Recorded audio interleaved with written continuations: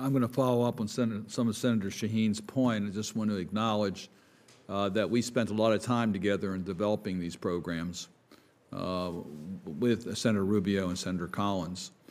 And we really did want to get money out quickly. And we recognized that the verification systems would be lax, because if we had to go through all the verification systems, the businesses would be shuttered and closed for good. So we knew that there was going to be some challenges in doing this when we created the program.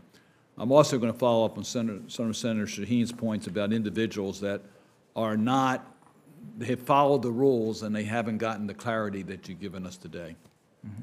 But first, let me just point out on waste, fraud, and abuse, because I agree. Look, we wanted to get money out quickly.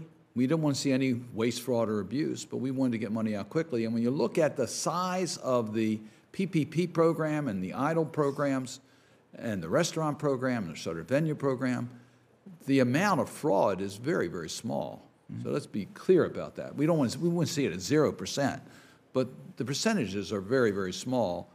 Mm-hmm. And under waste, fraud, and abuse or mistake, a lot of this is not fraud, as you pointed out. And we should recognize that small businesses do not have the same degree of capacity that large companies have. And at times, mistakes are made. Mm-hmm. They're not intended. Mm-hmm. And we have to correct that. But let's not call it fraud when it's not fraud. So I just really want to clarify those points and also compliment this administration for having much more transparency. We have gotten much more information. I know Senator Ernst might get a little upset about this. It wasn't a high bar to meet under the Trump administration, because they just didn't make anything available to us. Mm-hmm. But we do appreciate the fact that it's been a much more open process under this administration.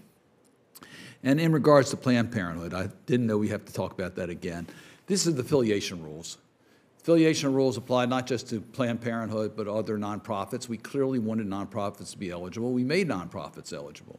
And the affiliation rule is the same for Planned Parenthood as it is for the Y's, as it is for Boys and Girls Clubs, et cetera.